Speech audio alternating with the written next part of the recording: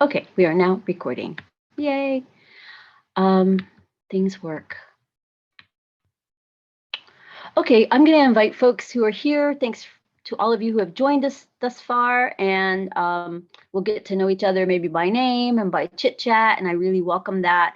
I do think it's important for the poets who read and perform to hear feedback. So I'm a big fan of people unmuting themselves and cheering and snapping and wow, after poets perform poems. And I think we can just acknowledge that that might happen. So just prepare for it. So it's not meant to be disruptive or to throw you off your game or off your focus. It's just a matter of us trying to, enliven the space in a way that we sometimes are not able to when we have formal meetings in Zoom. Next up, I want to just raise the thought that we are all in separate places, and a lot of us have been in lockdown for over a year, but to always acknowledge the land, the tierra that you reside upon. And in your own way, I'm sure you think about your attachment to land by going out in parks and looking at the natural features of the place where you live. I know, Jeff, that you take a lot of walks. So I know that you know a lot about the Trinity River because you cross it a lot. And I bike, so I know a different kind of experience with the land that I navigate through in Fort Worth. But I'm also on land that was originally populated exclusively by indigenous folks, including the tribes people of the Waco, Wichita, and Comanche tribes. And so I just want to acknowledge those people's original residents here, and their descendants are still here around me and in our population. And I honor all the work and their sacrifice and struggle to maintain and be acknowledged on this land. So if you want to, in the chat, please designate what land or what space, regional, geographic space you're in. So we can all see where each other are from because we're hearkening from different cities and spaces. I also want to take a moment to invite our literary luminaries and ancestors to our gathering. And I have a couple of books near me, like Audre Lorde is an important poetic fixture in my life. She's a great influence. I also have a copy of a book by AI, is how you spell her first name. And so I consider these two writers literary luminaries. So may they be in our space, and we welcome them and other ancestors so that we acknowledge our roots, and we're part of a legacy as writers. We bubble up with our own ideas and original concepts and ways of sharing and performing, but I know most of us are influenced by other people. We did not come into being as a complete poet without the influences and the readings of others. Thank you for writing in the chat. Yes, we're from all over. Welcome to all, and we're going to continue now by just seeing who wants to go first. It's 8:14, and let's start with some poetry. So I'm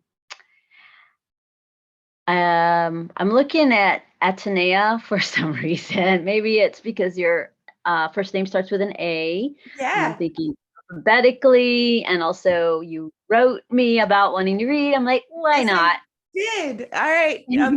Can y'all hear me? Because I changed my mic and my other mic was acting weird. So can y'all hear me good? Well, I can hear you very well. I love the backdrop, the citrus sofa cover. Oh, that's awesome. Oh yeah, I got it for spring because my couch is normally like this brown leather color.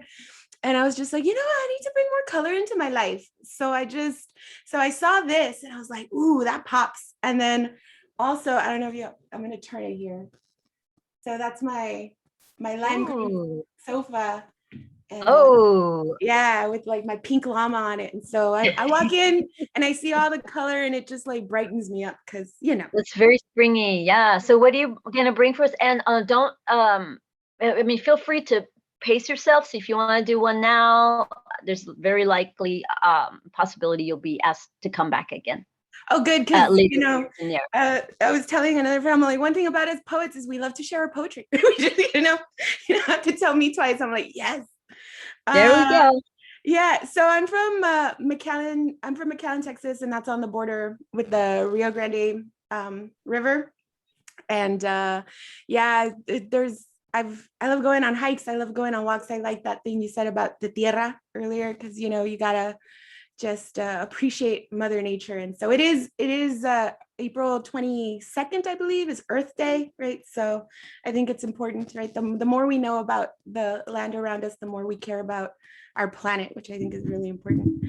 But I'm not going to read one about the planet. Instead, I wrote this one about my best friend, and she was born in India and then came over when she was little. I was born in Mexico and I came over when I was little, and and I don't know, we bonded. I met her in grad school. I was starting my master's and she was just finishing her bachelor's. And we just kind of bonded. Like her and I, she's known me for almost 20 years now, and we kind of just grew together, and even though we went our separate ways, she's lived all over. Like right now she's in Canada, and I miss her so much. And so so I wrote this one about her, and she's my rock. Like she knows me in and out. And so I'm just good. I don't have a title. I'm just gonna read it. We carry these wounds deep within our hearts. We hide them in the darkest corners where we hope sunlight won't reach the child within. She's only happy when it rains, she proclaims proudly, a phrase only betrayed by a slight lilt in the resolve of her voice and the way her shoulders hunch slightly as if cringing in defense. Blink and you'll miss it. She speaks of her father with a sadness I know all too well, and an anger that swells her belly, where the child she is too frightened to carry will one day call home, one that passes down the hurt in the most of humane ways. She wants to burn it down with a fire she can't bring herself to ignite. She longs to see the orange cracklings of past mistakes burn the shame of her ancestors' sins, sins she never asked for but carries in her skin, sins that make her bones heavy and her gut sink. Or perhaps those are my wishes projected onto her canvas. I stare into her olive skin. She stares into the distance. Wisdom pours out of her mouth. You have to learn to meet people where they are. How did she learn this lesson so quickly? A lesson that has cost me so much pain. She says she's always been the fast learner. She's always known how to stay sane. We sit and share a blanket on a cold and cloudy day. She's never been one for emotions, she confessed to me more than once. She's always envied how I hold on to people, she confessed to me just moments before. And I've always been in awe of how easily she keeps others at bay, carefully selecting those she lets enter, a sharp contrast to my open borders. And yet we sit side by side, sharing the same human story, her and I, she and me. Kindred spirits born thousands of miles away, so different and yet the same, stitched together with the same thread. Thank you.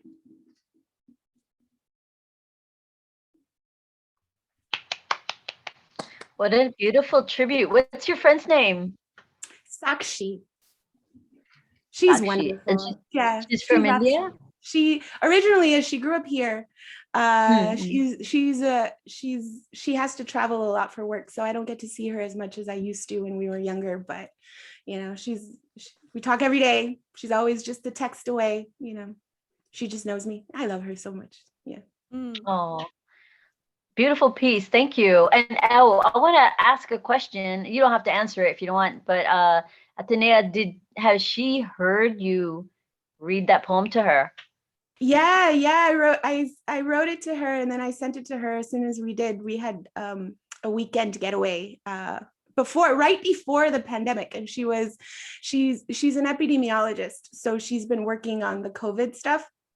So her work week, ever since this virus came out, like she works Over here. 20-hour days. She's traveling all over the country, organizing vaccine rollouts, organizing researchers, organizing nurses. And so right before the pandemic hit in February, we went to Fredericksburg just, to celebrate her husband's birthday.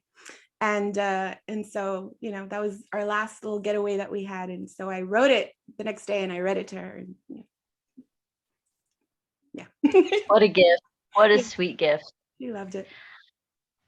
Okay, well, who do we have next who would like to take the mic? We have a few other writers in the space, so I'm gonna leave it to you to just raise your hand, give a shout. I don't know if we have the little emoticon, with the emoticons anymore, where you can clap or raise your hand, or I guess that's gone. But yeah, just who wants to go next? Silvana, do you have something for us?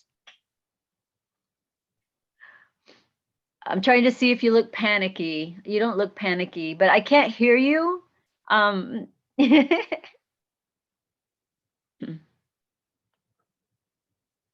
Okay, got it.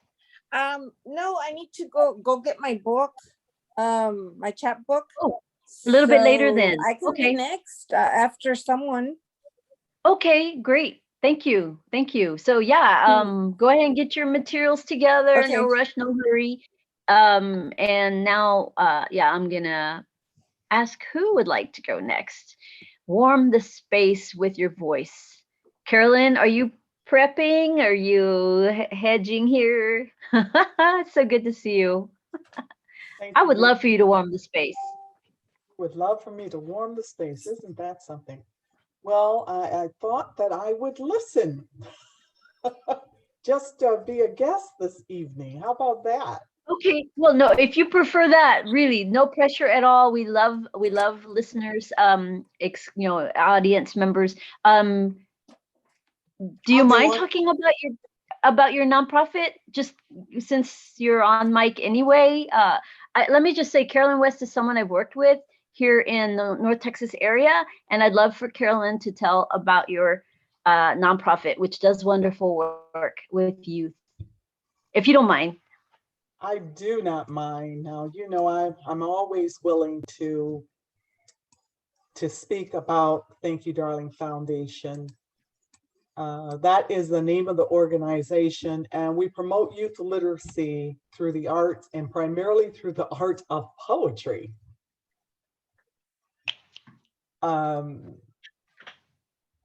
Figurative language is a major part of the way we communicate, and so it just made sense. Also, kids catch on just like adults to rhyme and rhythm, so we thought, let's go with it, and we've had a lot of success. We have published 8 anthologies. 8, I'm talking 8. Here's one.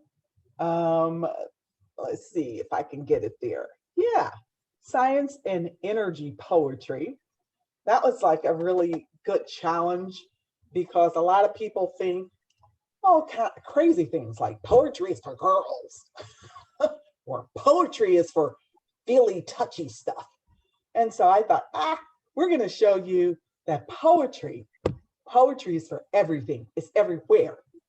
And we decided to have children learn about renewable and non-renewable energy and then talk about it through poetry and teach adults something. You know what I'm saying? So that's Break it what, down. yeah, Mhm. that's what we did. So we have lots and lots of fun.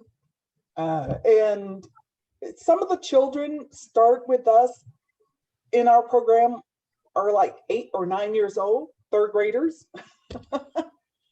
And I think you know one of our, you call him a prodigy, Brandon. He was a third grader. He is now a student at Houston University. So it's Wow. yes, and he's come back and taught classes, and so it's amazing, I tell you. Recently, I went back to school myself. Thought I might learn a thing or two. So I'm a student at Texas Women's University. I'm an English student. Yeah. And I have just been having an amazing time learning about this wonderful language we call English. If you think you've learned everything about it, think again.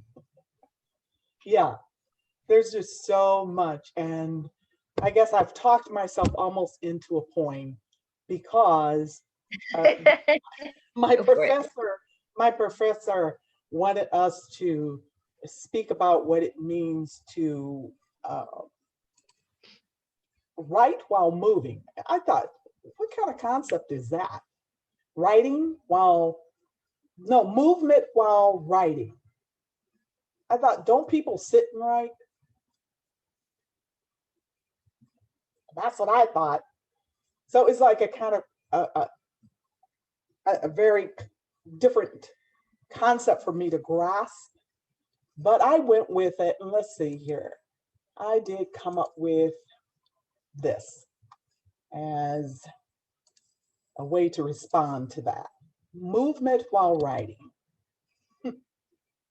This very moment is perfect.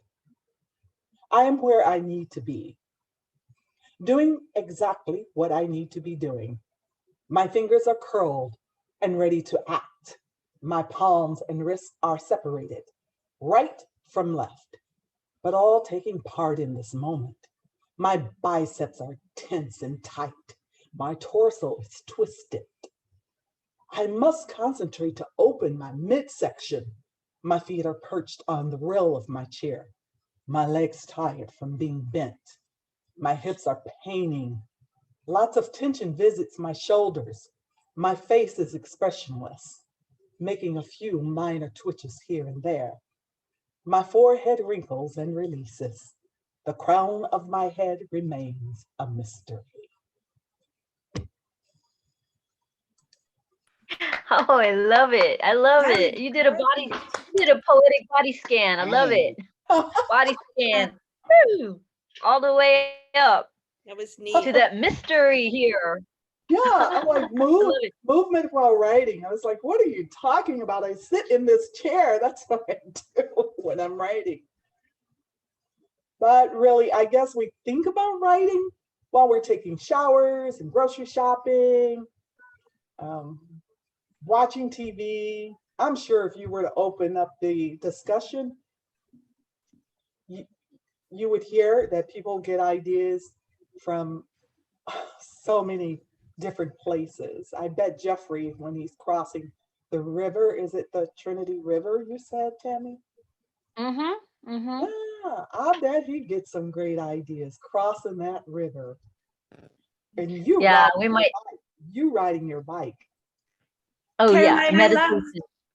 I love how you talked about the body and how tense it is sometimes, because that's something like that that we talk about in therapy, like, you know, the how you carry all that stuff in your body, like the trauma is in parts of your body, and yoga therapy is a thing, right? And so you go into yoga and you have to learn to listen to your body, which is something that a lot of people stop themselves from doing.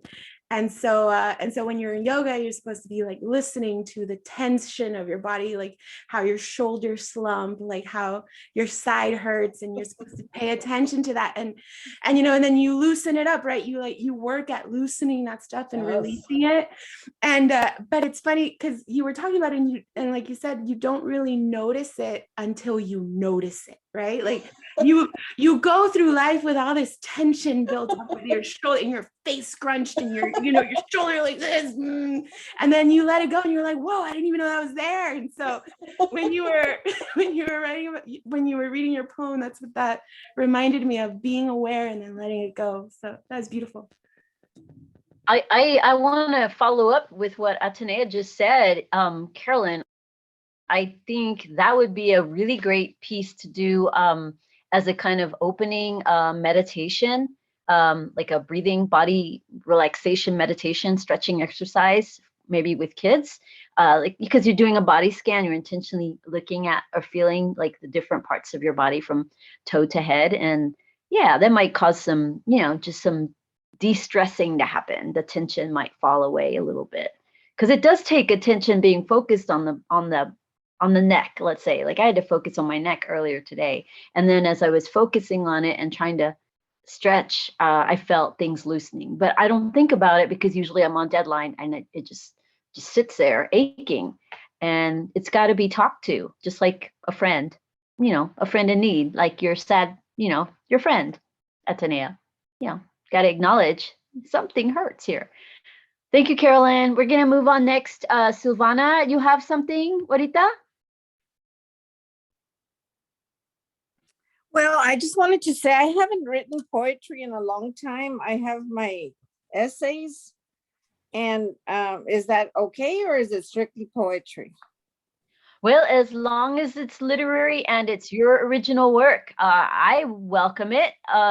Is it Okay. pages and pages? I'm just curious. Is it pages and pages where you might want to read one section and then come back and finish it later?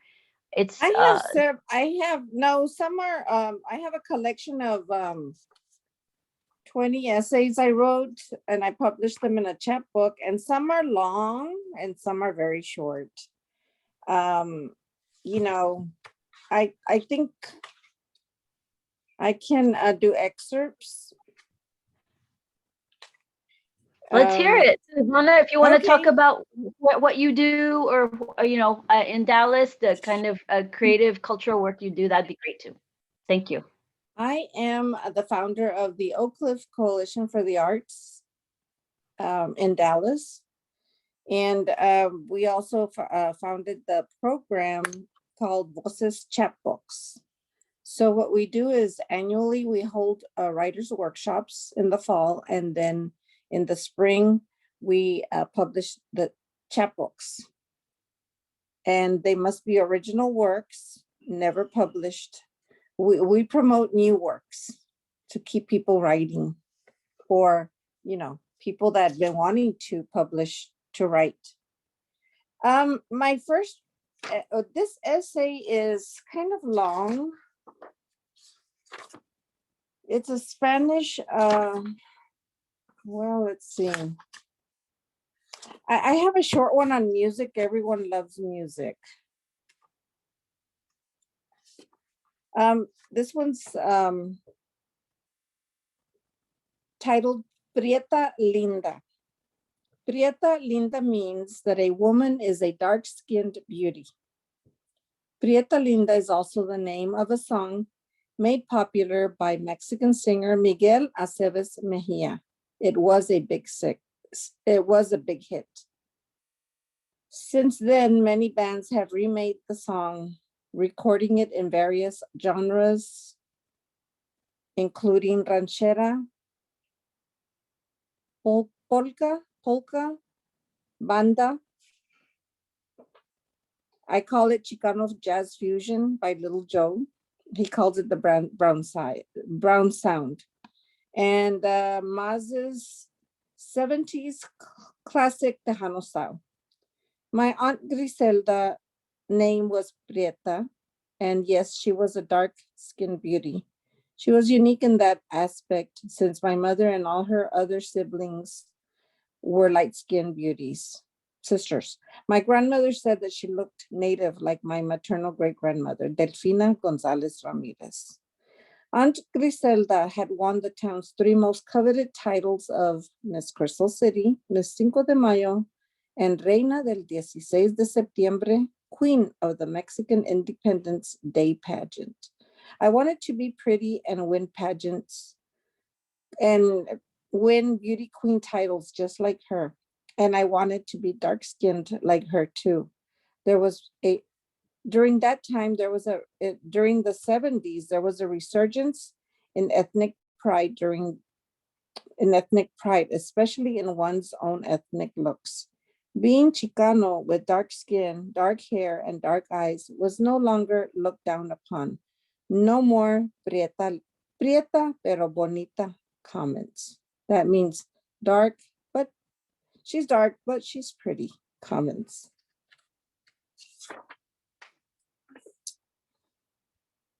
Chicano ethnic pride was reflected in Chicano music, with many songs composed and recorded and remade during the Chicano movement era. The songs included Sangre de Indio, Indian Blood by Agustin Ramirez, Que Chulos Ojos by Latin Breed, and Tu Prieto by Jimmy Edward. I enjoyed the music, but also realized that there was no song about light-skinned girls with brown eyes. And Brown Eyed Girl by Van Morrison did not count. The Güeritas or the light-skinned girls in the songs had light skin with green eyes or blue eyes. I was a light-skinned girl with brown eyes. As I listened to the radio, I decided that the songs were really saying that one should have pride in oneself, regardless of skin or eye color. From then on, every time I heard Prieta Linda, the song Prieta Linda, I heard Chicana Linda. Identity crisis resolved. My experience with finding my place and asserting my ethnic pride within the Chicano movement was empowering. But what I find more profound is that the brown sound, as coined by Little Joe y La Familia, helped define a movement and an era in the greater American social political landscape. Que chulos ojos tiene mi prieta, bonitos modos, qué linda mujer. Aunque soy pobre y soy muy borracho, así me quiere porque sabe querer. No sé qué siento por esa prieta con su boquita, flor de un rosal. How beautiful eyes my dark-skinned beauty has. Beautiful mannerisms. What a beautiful woman. Although I am poor and I'm a drunkard, she loves me anyway because she knows what love is. I don't know what I feel for her. She's got a beautiful mouth, just like a rose. I'll end this essay like many conjunto songs of the 70s ended, with two notes that sounded like tan tan. That's it. Thank you, Silvana. That was one of my Take shorter Michelle. ones. Yeah. Well, it reminds me of the Chicano music that my parents used to listen to in the 70s. Yeah, and it's And, yeah, all my essays are about growing up in the 70s, actually. okay. Yeah. Thank you. Thanks so much. Thank you. Yeah, and you can come back again with another piece, a little bit later. Si quieres. Anthony, do we have the honor of hearing you next? Sure, thank you. Yeah. Welcome back. Haven't seen you in a few months. Yeah. Well, thank you for doing it. I was actually running around earlier and I wasn't aware of it. And I was thinking since that cool front had come in and that a poetry reading would be perfect. And here it is. Fell in my lap. Y'all got a cold front too? It's like in the 40s. It's like in the 40s here. So here it's like in the 50s down here in the Rio Grande Valley. Maybe even 60s. Yeah. It was just perfect. It was a perfect day. We got some rain in the morning, which we needed. And it's just been wonderful. And going back to what you guys were talking about earlier, and I'd like to encourage this if you guys have never done it. It's kind of cool that for the last several months, I've been bringing seedlings that I planted myself to poetry readings. So they kind of absorb the vibe. And so every month I bring my seedlings that I germinated and planted to the readings and they grow beautifully. So I don't know if it's a fluke or it's a poetry, but I like to think it's a poetry. So you're fertilizing with poesia, huh? I am. I'll take all the help I can get. Again, thank you guys for doing it. And I had a bunch of different ideas and I'm just really liking the rhythm of it all. Carolyn, even without reading your poetry, I sort of could sit and listen to you speak for hours. You have this wonderful rhythm just when you speak. And so it kind of got me into a snappy sort of, and this piece is, I'm a huge vinyl guy. I love listening to old records. And I do have an old Victrola from 1904 that I still spin records on. And this is a piece of, about a guy who's in love with the voices that come out of his Victrola. It's called Madman Lullaby. Snap, crackle, skip, hiss. Summertime,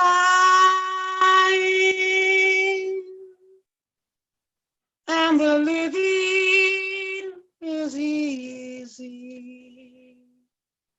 Her voice spills out the horn of my Victrola.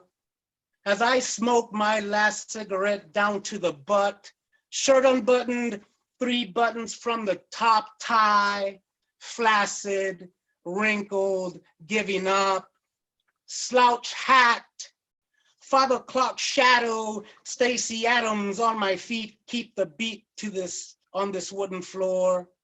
This place ain't classy anymore. So the city aims to gentrify, pushes out like roaches in the street. Living easy is a distant dream on the dirty side of town. It played hide and seek, but was never found underneath the mold and debris. Underneath, the bums tied off at the veins like bargain bin, throw away dreams, snap, crackle, skip, hiss.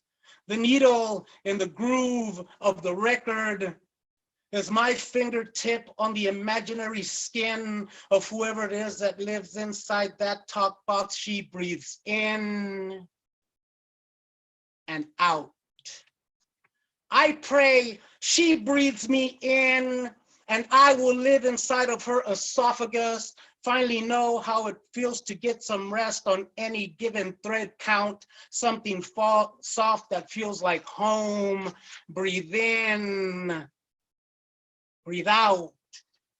The sound of a slow moving tornado drags along the desert of my body and peels my skin. She is a conversation with a wind that takes its time. I'm new to this, go slow. Whoever you are that lives inside that talk box, take it slow. Like rain, a street sweeper that wipes away the pain of living like this, fading like a distant sound of sirens on the good side of town, the ones that don't come around here no more. Breathe in, breathe out. She helps me push my demons out. And when you're living on the wrong side of town, it's the little things that count. So I just sit here in my chair with my lucky strikes and the booze that struck me out. Imagine Paris on a balcony at 2 a.m., a glass of wine in my hand and her singing in the distance. Summertime and the living is easy. Thank you, guys. Wow. Yay. Thank you for hosting this. I loved it. Thank you so much. I can't wait to hear everybody else, man. Really inspired.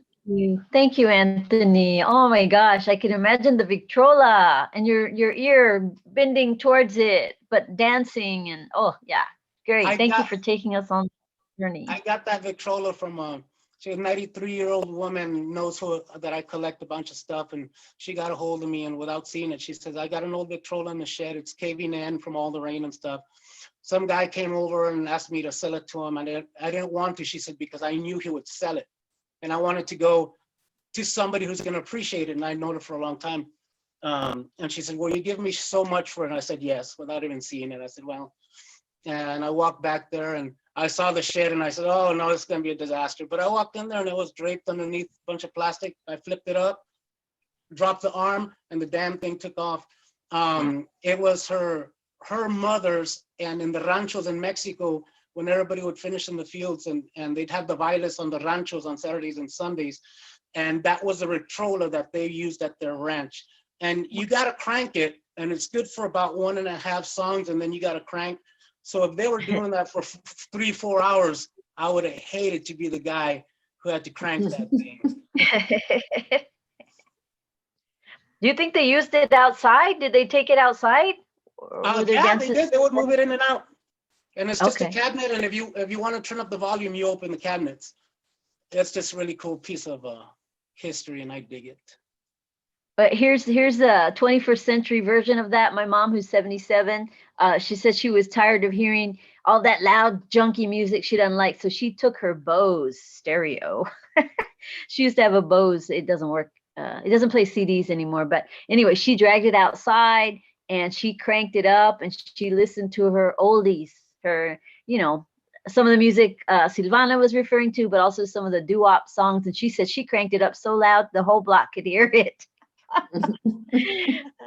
So she's going the Bose route instead of Victrola, but same thing, you know, love of music, love of music. I really, Um, I I'm sorry, go ahead. I experienced your reading as pure jazz. Thank you. Well, I'll tell you, 100% of the time, and this is going back what Carolyn was saying, 100% of the time when I write, I am in motion, 100% of the time. Poetry does not sit still inside of me, so I can't sit and write it. I can't sit still and write it, so I have to chase it around the room. And a lot of that stuff does come from tons and tons and tons of jazz. And if I'm writing in my beat style, it's jazz all the way. So That's how what it I is. heard it. Oh, thank you so much. I appreciate you listening. Thank you. It seems like a lot of the poetry so far does contain, you know, sensations of physicality. And so there's been a real thread tonight and a real upbeatness and a kind of a snappiness that I've appreciated, that I appreciate. Thank you all.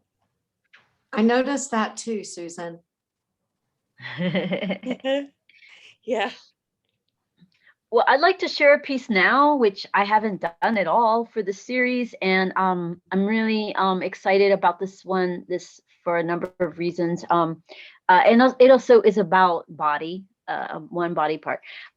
Next Saturday, I go in for my part 2 of my Moderna vaccine, so I'm excited for that. Wish me luck. I hope I don't have any side effects, but we'll see. But the other thing I want to share is that the day before, no, it was minutes before my mother came to pick me up to carry me to the place where I was going to get the part 1 shot.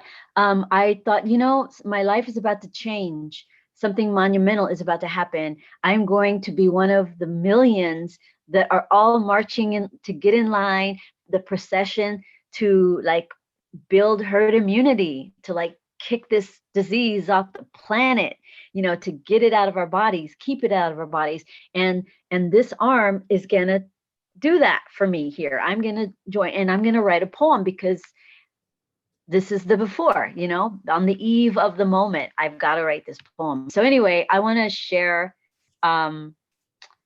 my, let's see, little image here, if I can remember where I put it.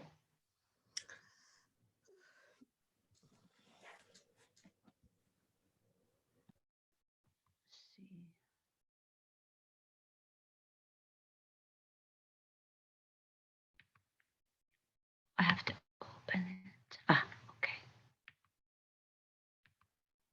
So this is called Right Armed Ready, or Just Asking One More Favor. Here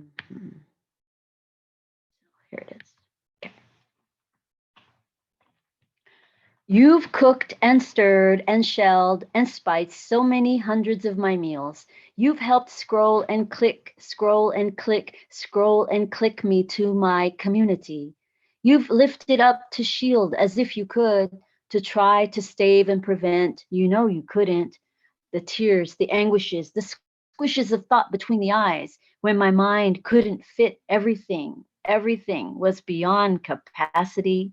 And still, the evil arriving, the crowding, so unrelenting, with knees on necks and hardening hearts and spittle on faces and fingers and faces and masks or half masks, or no masks and some masses, but no singing, no praying, just the threats and the yelling and the white guns, all the white guns, too many guns. But today, sweet, brown, average-sized right arm, can you take one more One more for the pandemic moment, for our COVID team. Can you take another hit for me, one for me, for the rest of our body? Can you stick with me all the way when the syringe shoots all the vaccine fluid into us? Will you be willing to burn and slide, score a homer for us so I can leave the home and be out and about? And maybe you can do something else for me. For me, maybe someday soon you will also be able to reach in roundness and squeeze one of my besties and family members in an unrelenting and well-timed, irrefutable, solid hug.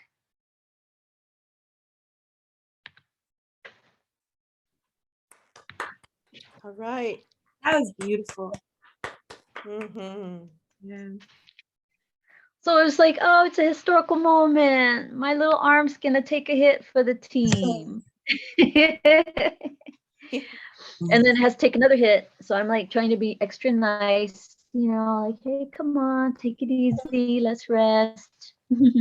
Comfort food. I posted in the chat that I took my second shot of Moderna this morning. And so far, Wow. after 10 hours, I have no side effects. So Ooh, All right.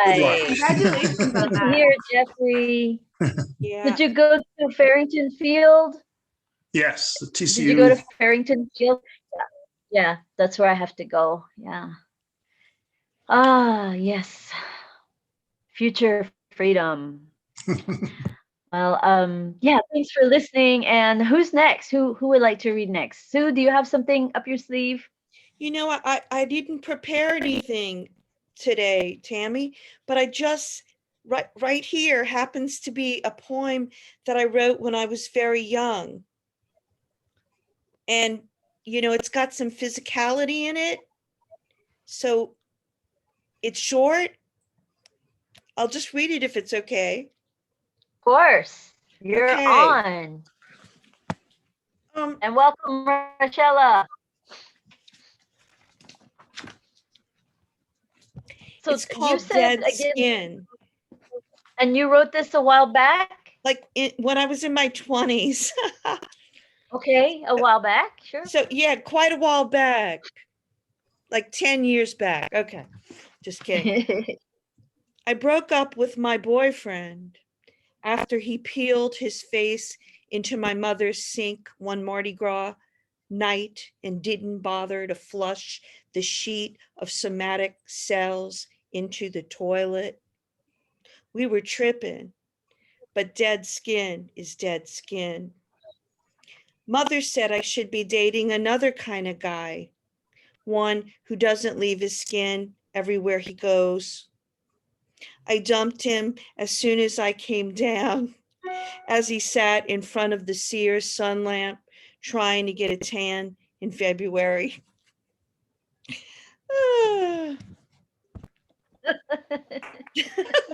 Yeah, that was awesome, man. I love that was that. awesome. Crazy Mardi Gras moment. I love the part about him leaving his skin. I like that cry at the end. That was a nice ending. I like that you were tripping. Yeah. Those were the days, right? He probably didn't even know he was leaving his skin everywhere he went. They never do, Susan. They never do. They never do. Oh my God. I kind of don't want the details, but yeah, I'm morbidly curious at the same time. But again, that was long ago. So Oh, that was yeah. long Like ago. I wouldn't date anyone who did that today. That's growth. That's growth. I've come far.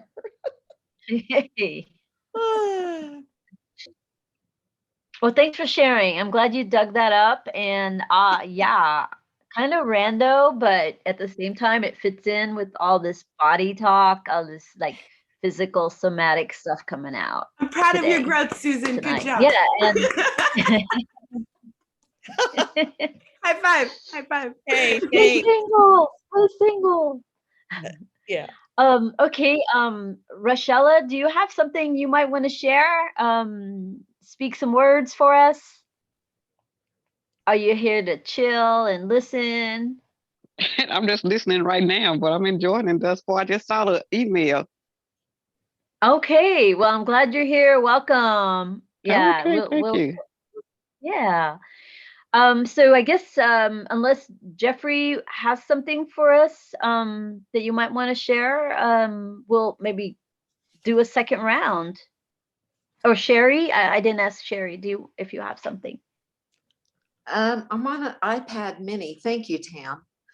Mm-hmm. And I guess I wrote something today. It's not a poet, but it's poetic.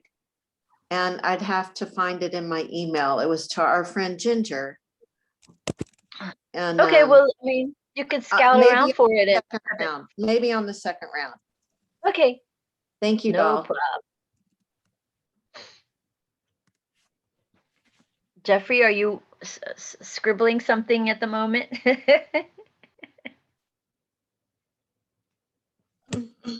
Yes, I am. Okay. I may Okay, have cool. something a little later. Awesome. So we could do a second round. Everybody good for now? Should we do the bio break now? Like go get a water refill or run to the restroom? We good? We good for now? Yeah, we'll take the break maybe in 7 to 15 minutes, I think. Yeah. Just checking, because everybody's different, right?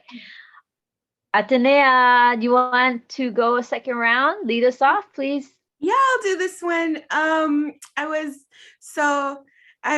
It's funny because a friend of mine was getting after me because I wouldn't look at any of her TikTok videos. And she would send me so many, and I'd just be like, I'm addicted to Facebook. I'm not addicted to TikTok. Like, you gotta send me the TikTok videos on Facebook. And she was just like, you're impossible. And I'm like, yeah, I know. But so I was looking, it was one of my memes, and I saw something, and it was this beautiful line about the ocean traveling halfway around the earth to meet the earth, right? I read it. It was like, it's just this little line. And I was like, so I kind of went with that, right? So it's not titled, it's just, that's what it's about. The ocean traveled halfway around the world to give the earth butterfly kisses. Each tiny droplet danced its way across her sky, meeting every inch of her rich brown skin. The earth sighed, the wind blew, and the smell of sweet rain wafted into her lungs. Rebirth. They said it meant rebirth. To her green tresses made of moss, thick vines climbing up her knobby knees, rivers cutting into her soft skin, creating wrinkles stamped by time. The ocean had traveled halfway across the world to give her lips soft and supple kisses filled with life.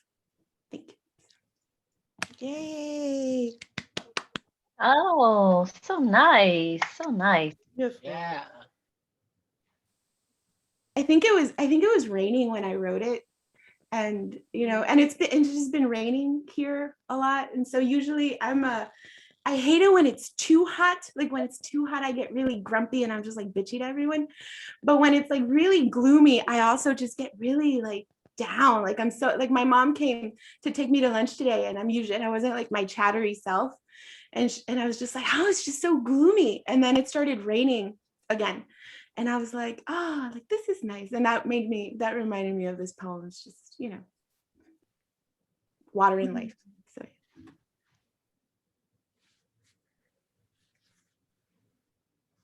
So much water. If you've ever been in a lake or like wading in the ocean when it's raining, it's like, the water's covering your legs and then water's falling on you. It's really a magical moment. And then if there's fog and mist, I mean, all these different layers and consistencies of moisture and humidity is, no wonder we are so impressed by painters who can paint those things, because they're so ephemeral, so hard to capture. And somehow I feel, Atenea, that you really captured in words that that kind of experience, you know, of that wateriness of a world. What was that first line? Do you mind sharing that first line? I liked it a lot. Yeah, let me pull it up. The ocean had traveled halfway around the earth to give halfway around the world to give the earth butterfly kisses. Yeah. That's really nice. Which is really the water cycle. Like if we're talking science, like that's literally how it works. Like, you know. So I thought that was nice. It's a poetic way of describing a natural phenomenon. Great. How water moves over the planet. Yeah. Awesome. Yeah, the way water moves is just fascinating. You know, you see all of these, like, you know, concentrations of just evaporation, and then it just it like disintegrates itself, and then it just comes right back together, and it all has to do with electromagnetic bonds, which to me is amazing, because water has 4 ways that you can handle it, that you can attach to it. And so depending on how many attachment it has, it goes through different phases, right? So if all 4 ways are holding on to other waters, it's ice. If some of them let go, it's liquid. And then when all of them just let go, then that's when it's gas. And so it goes through these like, you know, like extractions and condensations and extractions and condensations. And that's what makes life possible. It fascinates me. That it's just, so yeah, I think a lot about water. Carolyn, I think we have a maybe a guest presenter for your students. Yes, someday. You see how I'm smiling? My smile's getting bigger and bigger because I could tell the wheels were turning. You might get a phone call. Sometimes I get carried away. Science and poetry. I teach science. I'm a microbiologist, and I teach like science classes. And so you're a poet. Yeah. So when we go into like water, when we talk about water, like that's one of the chapters that we have to talk about, like why water, you know, and then I'm always, some of us, you know, why don't we have alcohol in our veins? And I was like, well, some of us do, you know, and then we start talking about like why water, and that's the reason. Like water is just, it just goes, you know, it lets go, and then it gets together, and then it lets go, and it's just this constant flux that allows it to stay with us, you know. So that's why life, you know, because of all the stuff water can do, just it's so special. And so we go, and I get really carried away. I get like so passionate about water. I love your enthusiasm.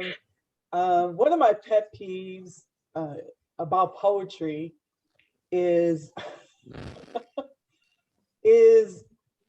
sometimes adults make it very boring. Oh, yeah. Make it extremely boring, and that's why the younger generation doesn't want anything to do with that. Case in point, recently I compared a Martin Luther King speech to the poet that delivered at the inauguration. Amanda Gorman. Amanda Gorman. Yes, because let's see. I wanted the kids to look at how many. Well, one thing they found was that Martin Luther King said, "I have a dream" several times, and that Amanda Gorman repeated. You know, there's repetition, right? So we're learning about poetry. Yeah, the basics about poetry, and that Amanda Gorman said, "We will rise. We will rise." She kept repeating that. And so finally, one of the little kids raised his hand. He said, "Miss West, is she dead?" Okay. I said, "No, this one's alive." because we're always going back and, you know, pulling, and it's fine, you know, Shakespeare, Langston Hughes, I mean, but they're long gone. And so it was so nice to have a poet that's alive, that the kids could relate to. And when you speak, you are so passionate. You Mhm. you have energy that transcends Zoom. That is special. That is very That is the most beautiful compliment anyone has paid me in a very long time. Thank well. you. It's the truth. It's the I truth. just I I want to get invite really you to. Yeah, I get really passionate about science. I just love it so much. And I feel the same thing that you said about how, a lot of people make English just boring because they're just so monotone and it's just like, just give me the butter knife. I feel that way. I feel that way about science. Like it's beautiful, like the way the world works, the way things come together, the way atoms just unite to make, all of these structures, and how we're all just made of matter, and there's this void inside of us we don't understand, the black, the dark matter. It's just I think of all that, and I was just like, how do you not get excited about this? Like, how do you not? Oh my God, it's just there's so much we don't know. Like, and so it just comes out, it just bubbles out of me like champagne. That I think it's I think you need wonderful. to Everything teach that teachers, I've heard, because even I've had some of the dullest teachers in grade school. I just want to say that I mean, a lot of us in the, early part of the 20th century, we didn't, when women were starting to go to school, we were discouraged from it because it was dominated by male teachers, and then they want to keep it their exclusive domain, and they want to mystify everything. Like, ooh, little lady, let me break it down and only show you Oh this bit. Lord, I You don't had somebody understand try all to this. do that to me. But Yeah. then, no, mansplaining, no way. But if you could teach other teachers how to teach science, then people like me who didn't get into science would embrace it. I mean, I am now at my age. I love science. I love reading Scientific American. I work in a medical library, so I am, I know the terminologies. I've learned so much. But yeah, in terms of middle school, elementary school science teachers, we lacked that. And now you are a walking, living, breathing example of how it can and should be taught. And I love it. Please drop your contact info in the chat if people want to stay in touch with one another, provide opportunities for each other. Feel free to do that in the chat so we know how to reach each other. Sorry, I talked. I know, Carolyn, you were trying to say something, but I just had to get that out because that's kind of bubbling up out of me. oh no. Better science teacher. Yes. But Yes. don't forget the poetry component. And so it's left brain, right brain. And so I've been battling for the longest time with the school system to say, we don't have to be one or the other. And that's why we created this book, Science and Energy Poetry. Right. Oh, To say, yeah, we can, poetry,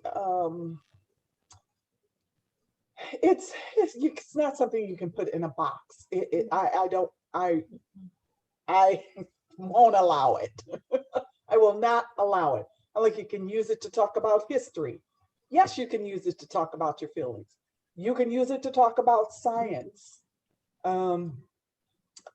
water, and the ocean going around the world to give butterfly kisses to the earth. Oh my God, that's why Tammy asked you to say it again, because it stays with you.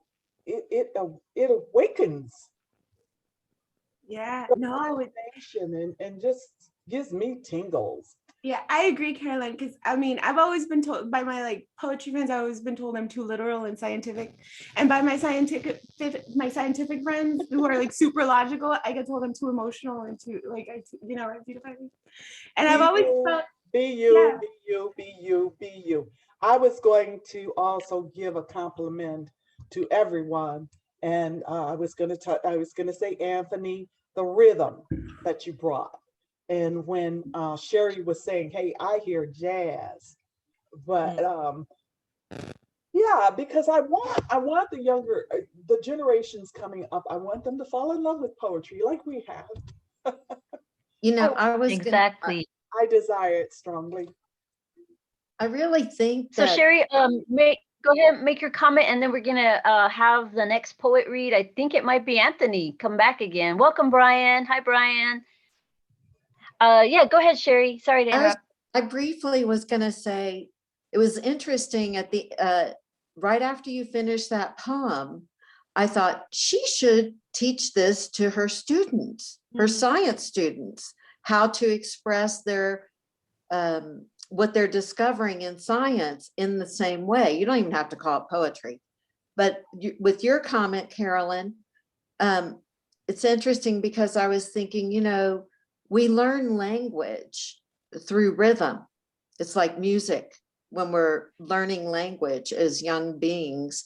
And I think that anything using poetry, I think of poetry as rhythm. And I think that we learn best in rhythm. So I love that we have two educators here using that tool and that art form in the purest sense. I mean, that's how we all initially learned before we could see, we could hear, we could hear in the womb. We learned rhythm in the womb. I learned my Anyway. multiplication tables listening to a 45 record spinning on the little record player in my 3rd grade classroom. So I'd go sit in one side of the room because it was just one person at a time. They didn't have headphones, so you kind of had to just lean in to the record player. And basically it was just a song, a rhythmical melody. 2 times 2 is 4. 2 times 5 is 10. 6 times 6 is 36. 6, you know, just over and over. That's how I learned my multiplication tables. Yay! Street, Sesame I can be a Street. cashier now. And it's, you know, little 45s on the record player, you know, and it was rhythm. So the more, I think things become more teachable when poets are involved. Can I say that? I don't know. It's pretty generalizing, but I said it. It become Anthony, more you got a learnable. poem for us? More what? Learnable. Learnable, learnable, be learnable. I think the biggest part to that, in my personal opinion, is letting the kids know that they don't have to outgrow, you know, what's definitely the most childish act in my life, getting home and writing a story. And I love that side of me because there's nothing more childish than sitting down and writing a story, you know. And it allows me to play with my imaginary friends for my whole life, you know. And I'm not an educator. I'm a nurse and I own a company named Sonrisa Home Care here locally. And but I've been performing for a long time. And of course, pre-pandemic, I go around to the schools for their after school programs and give clinics on performance and stuff like that. But the very first, you know, I'd always tell them, look, man, I'm a man in my 40s. I'm a nurse. I own my own company.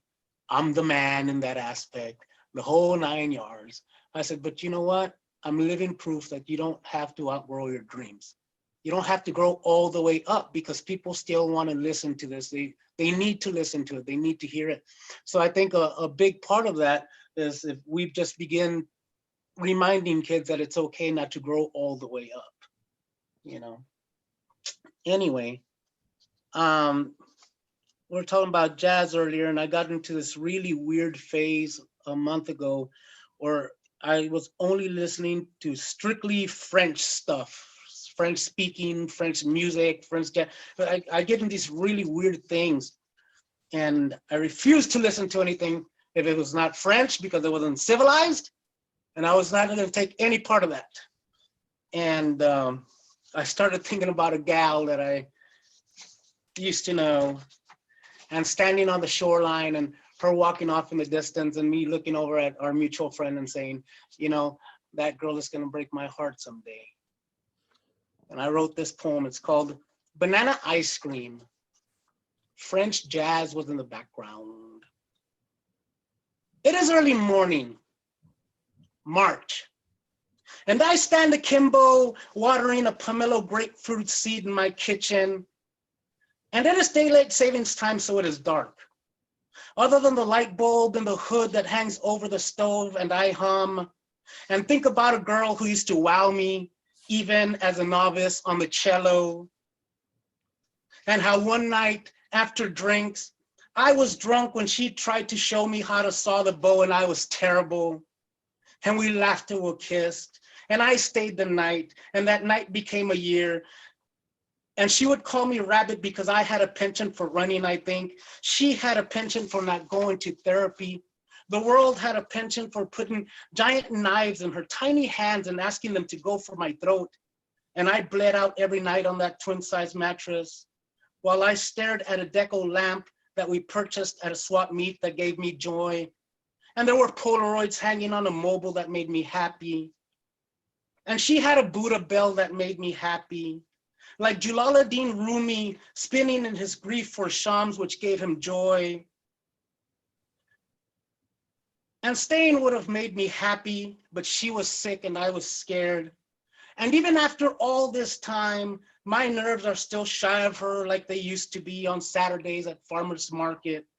Both of us with cameras in our hands, pretending we were there for buying seedlings, but really quietly falling in love, eating banana ice cream on the curb, surrounded by murals and dreaming of the ballet russe.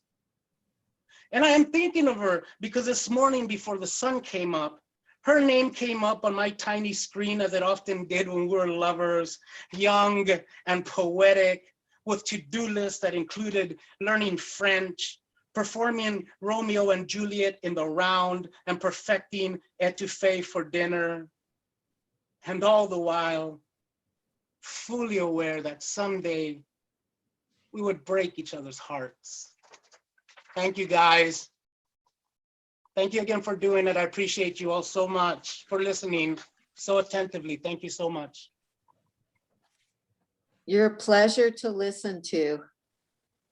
Thank you, guys. I appreciate you. You are indeed. You are indeed, Anthony. Thank you. Thank you. Thank you, Anthony. Thank you for sharing that, Anthony. Brian, do you have something that you want to share? We've gone one round, so I'm just gonna invite you if you want to get something ready in a few minutes, if you'd like to share something. Just saying. Okay. I have a little ditty that just came up this month. So whenever you want, I'll squeeze it in. Okay, cool. Yeah, just warm up the voice. So who's next? Anybody ready and raring? Tammy, I found another poem. Okay, great. I just want to say something really fast that I'm so tickled about. I'm very excited. Rochella, I'm going to call you in, sweet friend. We've all been talking about jazz and mentioning jazz, French jazz, rhythm of jazz. We have a luminary in jazz music sitting in the Zoom room with us right now. Rochella Parks Washington is none other than a legendary female Black woman saxophone player, band leader, composer, and she's been listening to us. And I just wish, I mean, Rochella, no pressure, but if you feel like strapping on the horn and playing something for us in the Zoom room here tonight, that would make my world. Yes, that would make my world. No pressure. I mean, I'm not lying. I'm not building up something that isn't already up high. Rochella, you are in the space, and I am so honored that you're here and that you want to listen to poets. I mean, thank you for that. Mm-hmm. Yeah, I've enjoyed myself. Okay, we'll keep. I want to hear two poems. Both of them, the young lady, hers about the ocean was beautiful also. Well, we'll keep pleasuring you. Okay, we'll keep bringing that poetry in your ear holes. Okay, Sue, you found a new one, another one. Yes. It's called Genesis. I tried to catch the ghost that was my parents' after dinner smoke. I grabbed at it like Mardi Gras beads as they sighed the day's battle towards each other. Coffee was on the stove. They were making love in front of me, really, while blowing their signals to the ceiling. Someone ran their fingers down my back and created my spine. Someone touched my eyelids, and I could see us there in the green kitchen so thick with ferns, while the fluorescent light flickered its blessings from above. Just a short little one. Dang, that was beautiful, man. Oh, thanks. What a picture, man. What a picture you painted. Awesome. Thank you so much for that. I love that line. Someone ran their fingers down my back and created my spine. Woo! Cinematic. It's better than that rib story. Oh, thank you. Yeah, the new Genesis. You're gonna write the whole book for us, the book of Genesis. You want to do a rewrite too? Yes, I'm doing it now. For real? Yeah, I'm writing a long book. I mean, when I say long, I mean over 15,000 words, you know? Wow. Yeah. Yeah, I think you have it in you. Thank you. Thanks for Thank sharing. you. And Tammy, your work and you are part of all of this spawning, you know?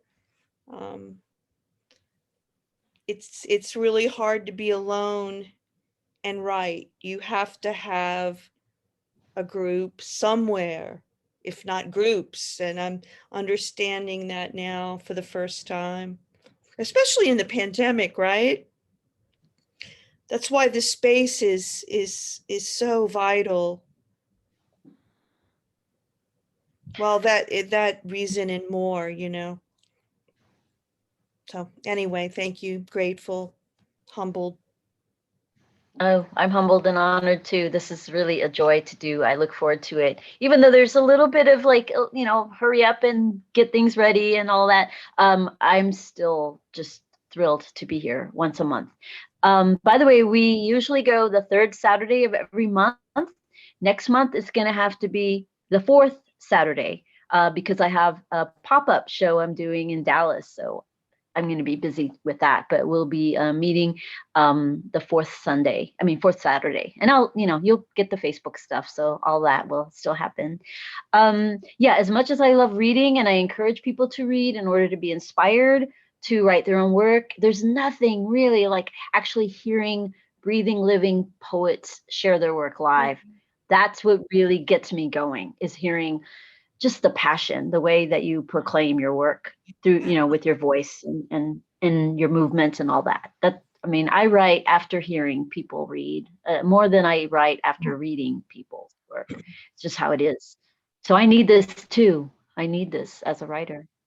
Tammy, is your pop-up show in Dallas, is that something accessible to us? It is going to be an in-person event. Okay. And it's kind of scary and different and, moving into, terrain I haven't been in for a long time. So it's a real in-person event in Deep Ellum in Dallas, in a retail space, a vacant retail space they've rented, and 5 women. I was one of 5 people, 5 women selected for the Texas Vignette Award. So 5 of us will be showing our art in the space the weekend of May 14th through the 16th. Ooh, I believe. Congratulations. Thank you. It's a little scary because it's new for me, video installation and maybe a little performance. But Vicky Meek, who I completely revere and honor, I don't know if you know her, she's a Dallas curator and arts administrator and amazing visual artist. She does a lot of work in Houston as well. She was the judge or juror for the competition, and she's reassuring everybody that we'll get support and stuff. So yeah. Anyway, I can tell you about that on another channel. But yeah, so yeah, this is the 6th anniversary, by the way. 6 months we've been doing Dando Poetry series, and every month there's usually a theme. This month is National Poetry Month, so there's no asserted theme, and I decided, because it's been a month, to make it open mic and just kind of freeform it the way we've been doing so far for over an hour, and it feels good. Rita's in the space. So Rita, we're going to work you into the mix to share some work. If you're ready, I know you've got some pieces. So next we're going to hear, let's see, who's up next? Who hasn't read? Carolyn, do you have another? Or are you done for the night?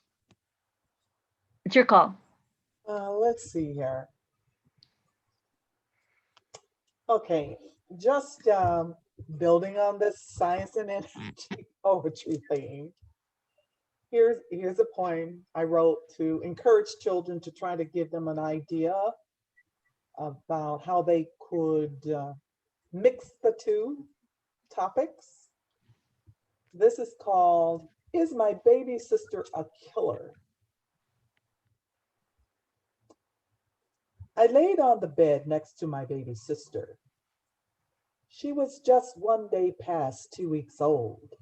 Her cheeks felt soft, like fluffy marshmallows. I loved watching her chest move up and down. It reminded me of soothing ocean waves flowing in and out.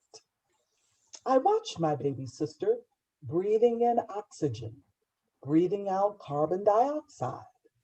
Or was she breathing out carbon monoxide? Her breath was warm and smelled so sweet. It was intoxicating me. My baby sister laid there as innocent as could be. But maybe she was doing something she didn't know, something dangerous that might be killing me. I got up to go ask my mama, and she said, no, your baby sister is breathing out carbon dioxide. It helps green plants grow. Mama said, I love you and your baby sister. Carbon monoxide is a deadly gas that none of us should breathe. It comes from non-renewable energy, like gas, oil, and coal. It is not clean energy like water, wind, or the sun. I laid back down next to my baby sister. We laid nose to nose, and I watched her little chest rise, breathing in oxygen, breathing out carbon dioxide, the stuff that makes green plants grow. Oh, Oh, you're so cute. Oh, so I could sweet. smell that. Oh, I loved it. Oh, that's For the kitties, baby. for the kitties. It's for the children. It makes me want a baby sister, Carolyn. I know, right? I'll borrow her. So cute. Sweet. Thank you for that. Thank you. Yeah, So I was to say, it makes me Jeffrey, wish I had read my hydrogen poem for you, Caroline. I'm going to send that to you. You would like it.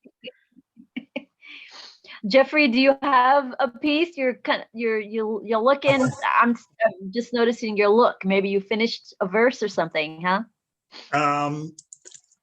As some of you know, I'm a dancer, not a poet. But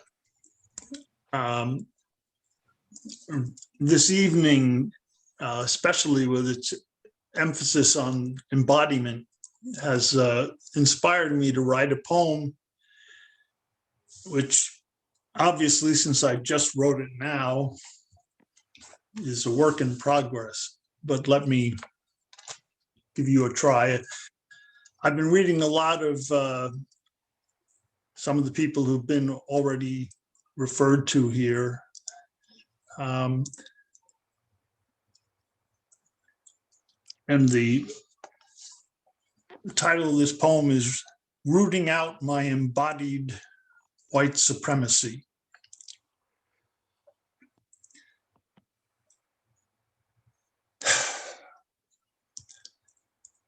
Audre Lorde helped me on some of the ideas of this.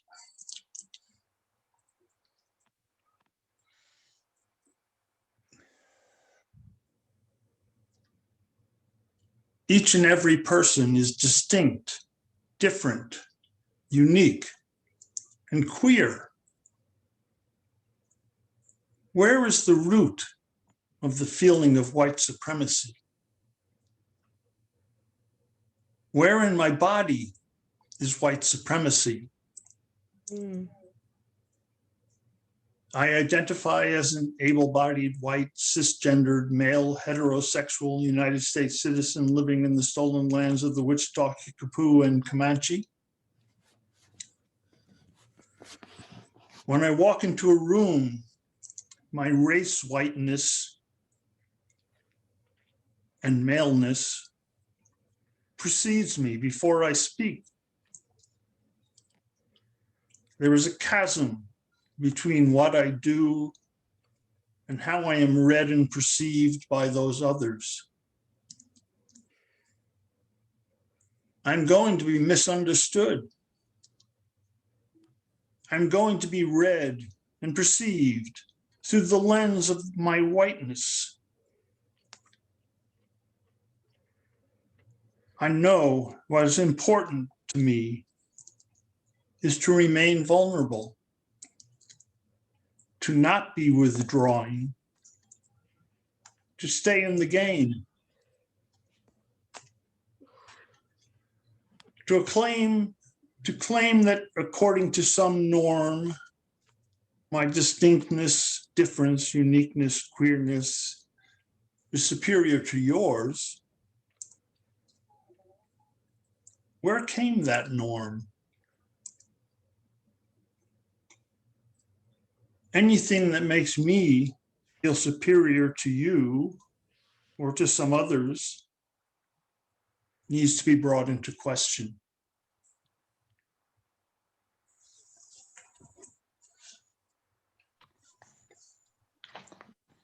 Wow.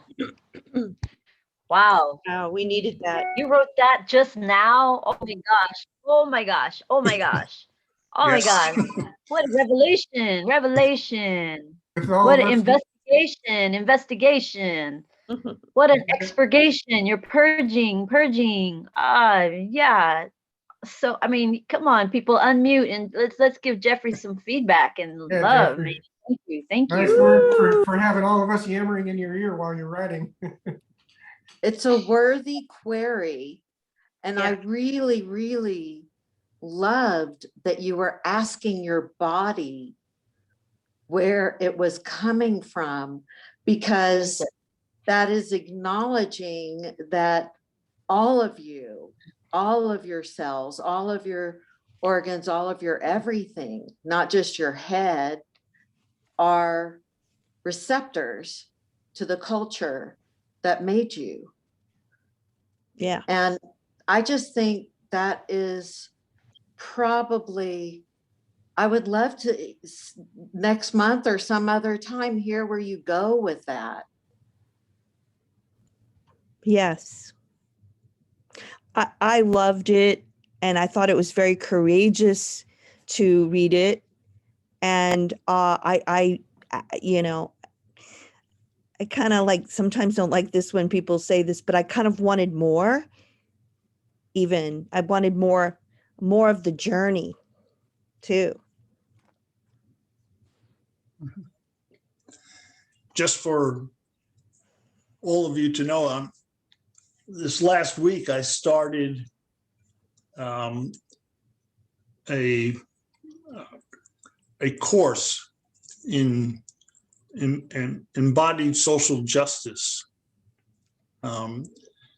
that's been established by the Embody Lab. You can all look that up, and it's predominantly BIPOC group of people who are working on social justice issues and embodiment and somatics, which is where I got into it through my dance. And so, yes, all of the early things that we talked about here and that many of you talked about in terms of the embodiment inspired me, which is where the poem came from.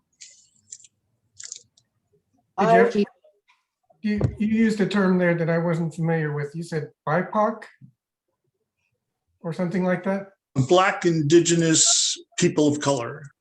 Oh, thank you. Okay. It's the acronym we're all using these days, Brian. I'm catching up fast. Yeah, I mean, it's some people say BIPOC and then others say the the word. So sorry if yeah, I do like for acronyms to be broken down because that's a way that we keep mystery and mystify things. If we don't break it down, I went to the FTA and they gave me a GTO, and then I listened to BTO, and then I had bad BO, and then you're like, what the hell are you talking about? You're leaving me in the dark. I don't like it. It's not fair to do, to try. And people like Atenea, you probably know with all the abbreviations, and the way that scientists, try to be so alluring and mysterious, Oh, like, no, you don't why want the don't jargon. you want us to know the mysteries? We want to know too. Let us in on the secret. Yeah, I agree. Well, Tammy. Jeffrey, Jargon kind of just ruins it. It's like it gets lost. It gets lost. So you're right. Break down those terms. Has anyone ever done Oh. a poem using text, urban slang?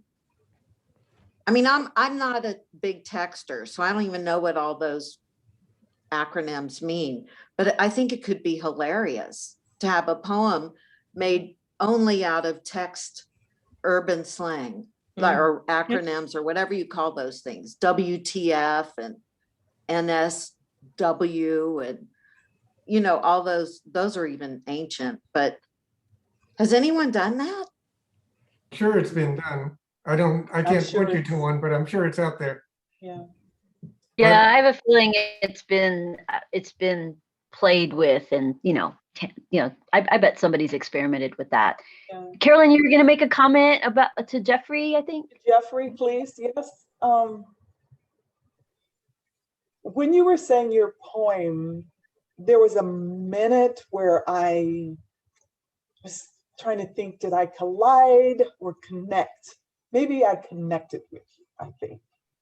And it was my whiteness. I think you said, you were talking about your features, and that upon just entering a room, it would be misunderstood. And I thought, that's how I feel as a white person. Is just upon entering a room, the stereotypes that are already there, the biases that are present. And when you said that, it hit me in a strange way, because I thought, you're misunderstood, but then I thought, yeah, sure you are. So thank you for just, you reminded me that it's happening to all of us. We are not disconnected. We are connected. And so just as you were saying, when it's coming in, it's affecting your body. It was like, where is it in there? It happens that you too can be misunderstood. So thank you for your poetry. My organization, Thank You Darling Foundation, just received a grant. It's a social justice grant. And it's, it is. That's great. That's awesome. Good. Yeah, the North Texas Community Foundation was asking for groups to especially work with youth to bring about social justice. And initially I thought, that's not what we do, not really, but it's in your poetry. And people started pointing it out to me that they're like, you're already doing it just by giving voice to people's experiences, real life experiences, instead of somebody sitting up high going, this is what it is. This is what injustice is. This is how the Black man feels. This is how the Black woman feels. This is how Jeffrey feels as a white man. So again, I thank you for being very brave to be vulnerable. That's the word I want to use next, Carolyn. A lot of people say, you know, we're making a safe space, or this is a safe space, but a lot of activists that I'm hanging around and meeting up with in Zoom or other platforms, we're now saying this is a brave space. So it's a brave space to push a little further into a way that's you know, beyond the old way, you know, and that takes bravery and courage, and it also takes allies and accomplices to be receptive and give feedback, you know, like, oh, maybe that's too much, or yeah, I'm ready for that, or bring it on, or bring more. And yeah, thank you, Jeffrey, and keep writing while we're reading, because yeah, that was beautiful. Next up, I know we have Brian McCarthy's got something. Rita, so Brian, you have something you want to read next? I just kind of wanted to touch one more little thing about the kind of the conversation between Jeff and Carolyn there. What I heard happening as you both approached the same phenomenon from different lived experiences, was like, that highlights that when this happens to any one of us, it happens to all of us instantaneously. And thank you for making that clear, both of you. Yes, Carolyn, the phrase I used was my race whiteness. And you could fill in my race anything and it would still apply, just as you said. So thank you for your comments.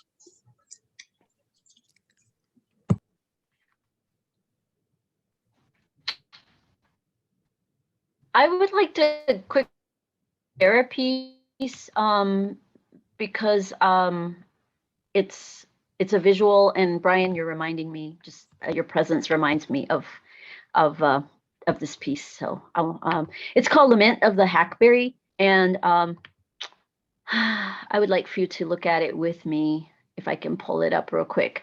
So Brian is involved with a project that is so important in Fort Worth right now, and it has to do with memorializing and commemorating the life of a human being that was taken away forcibly, violently, 100 years ago this coming December in a lynching, trigger warning,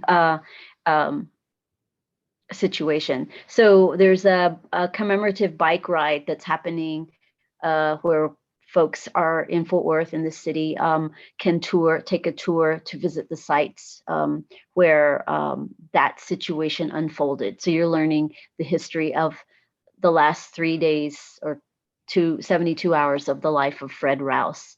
So Brian is very actively involved as a volunteer coordinator, assisting with bike safety and security. And we're bicyclists together, so that's one way Brian and I connect. Anyway, Brian, kudos to you for doing all that work. And there you go, Fort Worth Lynching Tour, FWLT. Thank you so much for doing that work. Thank you for putting me in touch with the people whose idea it was. I'm very grateful to be involved. Yeah, so many great things happening in a way that, 100 years ago, these things weren't happening. Otherwise, we'd have a different history to talk about, obviously. So let me see if I can share the screen and I'll read the piece. And thank you for your patience. Okay, so what you're seeing is a poem that I did in a visual style. It's a shape of a tree. And so I wrote the piece in the voice of the tree. So it's the tree speaking. I never chose to hold this neck, didn't prosper in this Texas soil, only to have to perform this toil. Dangle the dragged, volunteer my branch, do the bidding of Bubbas from the ranch. I never acquiesced or agreed or signed a deed to anchor this black man for whom I bear no grudge or vengeful malice. Instead, I exhale my roots and rush to try to catch his dancing feet so they might be grounded long enough to tap a final living beat. I too will be cut down and erased from where I stand, but the truth of this place grows roots and branches out over the land.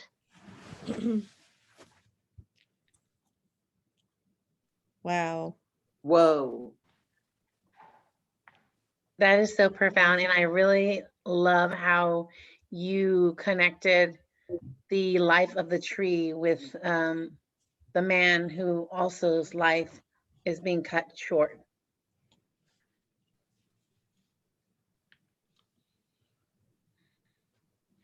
I was thinking if you don't feel sympathy for the man, maybe you'll feel something for the tree. And maybe if you think deeply enough about the tree, you'll come back to the man and his family and his descendants who live in Forth today. However, we can make people open their mind and hearts with poetry. I'm there. Thank you. Thank you for letting me share that. And I'm sorry if it was hurtful to hear. I'm sorry, but it's a brave Don't be space. sorry. So thank you. Thanks for listening. Thank you, I Tammy. liked that it reminded me that nature knows. Nature knows that we're so anthropomorphic. And your poem spoke to me that there's a greater awareness than our small-minded human awareness. And maybe if we could hear from the trees, maybe if we could hear from nature, from the ocean, those bigger voices, maybe we would be changed forever. Thank you, Tammy. Yeah. I heard something by Natalie Diaz, the poet. I believe she's Navajo. And I was just tuning into an interview today, and I believe she said that in Navajo language, that the word for land and human are the same. Wow. And I hope I'm right, but that it's, when we start kind of dividing things out, that language does have a way of dividing us and uniting us. Yeah. Interesting, chicken or the egg, repetitive use. How does that change an organism into thinking differently? Our disconnection from the land, therefore the language changes. And there goes generations and generations using a different language in terms of how we're relating to everything around us. That's how I saw it. But I thought the poem ended on a bit of optimistically, right? There's all It's this about land. yeah. But also history prevails. No one can untell the story or the facts. They're there. And projects like this bicycle tour that Brian is helping with, that they make sure the story will continue to be told. And I mean, I know Brian could speak for hours on this, how profoundly it's involved and impacted him. I did the tour twice already by bike, and there's beautiful moments. If I highly recommend it if you're in North Texas, and you can go by car, there's an opportunity to do it by car. And the facilitators, they bring in counselors to be there if you're feeling grief or you're feeling emotional. There's counselors that go with you at every stop, and there's chances to speak or to sit in silence. Wow. Is this I'm sorry, is this one day a year or more? It is about 6 weeks in the spring every weekend. And we kicked it off in December of last year, and we will do it again in December, which will be the actual centenary of the event, the killing of Mr. Rouse. At which time also, this is beautiful, they will be dedicating and cutting the ribbon on the Fred Rouse Memorial Park, which is the land on which he was murdered. This organization has acquired that land and is going to transform it into a memorial park in his name. And on December 11 this year, they'll be cutting the ribbon on that, and the park should open next year. Your poem. It gives me chills every time just to say those words. That is so wonderful. Your poem, Tammy, reminded me of Billie Holiday's song. I think it's called Strange Fruit or Strange Fruit. That's right. Yeah. Southern trees bear a strange fruit, blood on the leaves and blood at the root. Black bodies swinging in the southern breeze, strange fruit hanging from poplar trees. And your poem reminded me of that. Well, yeah, I was thinking of that song as well. And when I was conceptualizing the piece, and because I'd been on tour and we saw the location where the tree was, and the tree lost its life because I don't know how many years it was after the lynching. It's like people didn't want reminders. Maybe, there's internalized shame, they couldn't undo what had been done, but they cut the tree down. Like the tree did not make it either. It was, and it had a nickname. They called it something. I forgot, the hanging tree or something. The death tree. Yeah. Oh. It was only 2 weeks later. The owner of the land wanted Fort Worth to have a Merry Christmas and to remove this reminder. And, in the hopes that would somehow make the memory go away, I guess.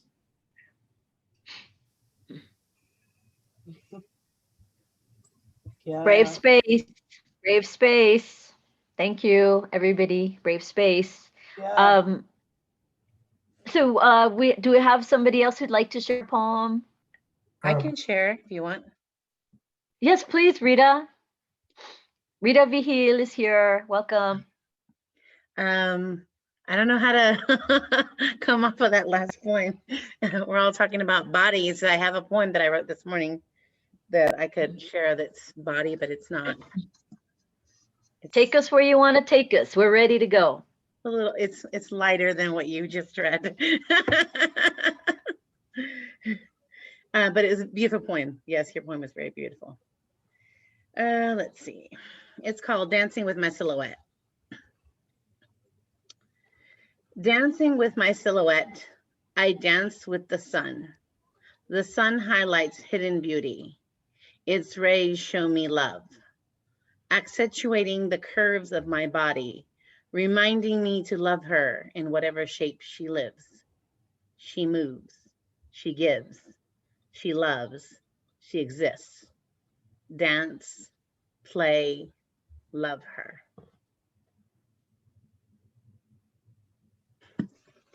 Body positivity. I love it. Yeah. I see that as a performance. I could see you staging that. Can I tell a little secret to Rita and Carolyn specifically? Crystal and I are working on the dress codes book finally. Oh wow. Are you really? Yeah. Are you? Well, we've been meeting in Zoom for about 5 or 6 months, and we're plodding along. So yeah, we're working on a book of women's poetry, and it's titled Dress Codes. And Carolyn West and Rita Vigil submitted pieces for this project, and the book is finally going to be published this year, and we're making it happen. Crystal says, I need to get this off my desk. I'm like, Yes. yeah. But Crystal had breast cancer. Her mother died. pandemic. I mean, we had so many setbacks. Mhm. And one of the models, you might remember the red-haired young model who wore one of the dresses. Her father passed away a few last month, very suddenly and sadly, and close friends of Crystal and Tom. So we declared when we started the project dress codes that no woman or girl would be hurt in the making of this project, meaning we were going to do this on human scale. And if it hurt us to work, if we were stressed, then we would postpone our meeting. We really wanted to feel love and joy the whole time. Yeah. Yeah. And Crystal and I are like this, we're like sisters working on this project. And the energy, Rita and Carolyn, because you were there when we did the unveiling. This project, Dress Codes, is not only about making the book. The other half of the project's already been done. We actually printed poems on the dresses. Yeah. So Crystal, who is a poet, she's not here today. She couldn't make it tonight. She and her friends made these beautiful Victorian style dresses, and the poems are printed on the skirt. Yeah. So your poems are already printed, published on a skirt, but we want to do the book, of course. So that's coming up soon. And we're very excited. Rita, Carolyn, please don't give up on us. It's happening. So, and we're going to have a reading. We thought like, hey, and we'll do an unveiling, a book release party in Zoom, and we'll all read, dress codes people from all over the country. And a couple of us, of the contributors are from other countries. So we'll all be in the same room if we want to. And that's exciting to us. So congratulations. It's going to happen. You can take a little strut down the catwalk. Who's next who hasn't read or wants to read? Thank you, Rita, for your silhouette body positive poem. I loved it. Let's see. Brian, do you have? Yeah, I have a piece that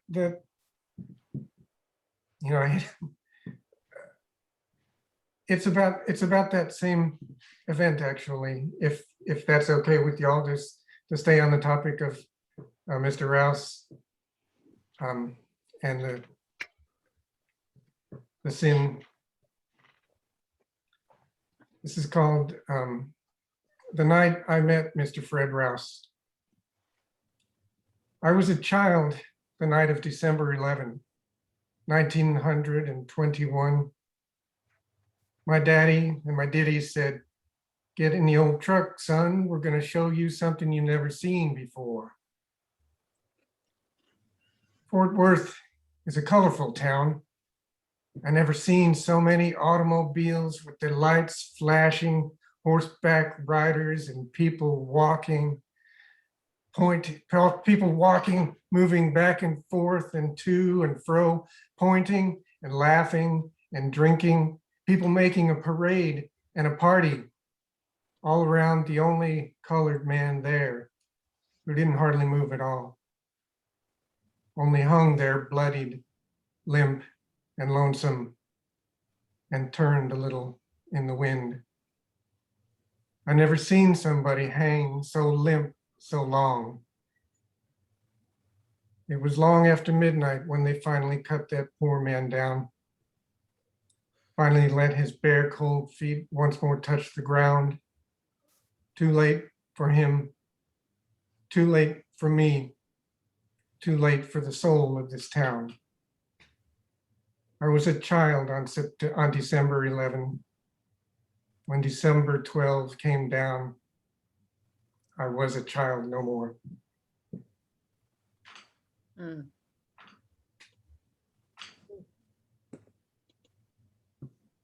That was beautiful. Thank you. Just as we listen to, the feelings of animals and pets, we take such good care of pets, but sometimes not of each other as humans. I think we're more likely to listen to a child tell their story than maybe to hear it told by a grown-up. That persona poem's really valuable, I think, Mhm. for that reason, because it's the voice of a young person telling that story. It's just, I think both of our poems sort of approach this idea of how much innocence is destroyed through an act of that kind of violence, how much pain is inflicted on entities who never should have had to experience that, especially the man at the center of it all. But it ripples out into the world in so many awful ways. Anyway, thank you for letting me share it. Thank you. Thanks for bringing that to us tonight. I can't remember who's read a second time. Does anybody else have an itch to scratch with lyrical or I don't mind rhythmic? reading again. You have another, Rita? Oh yeah. Okay. Yeah, because we're kind of coming up to, we've been here for 2 hours and folks might want to move on to the rest of their evening. And I know we've got a surprise. Rochelle says she'll do something for us. So I'm excited. But she said she'll go last. So, I want to be sure everybody else gets to speak a spell if they have something to share. Okay, this one doesn't have a title. I wrote it yesterday or 2 days ago. I crave his temptation to claim me, to tame me.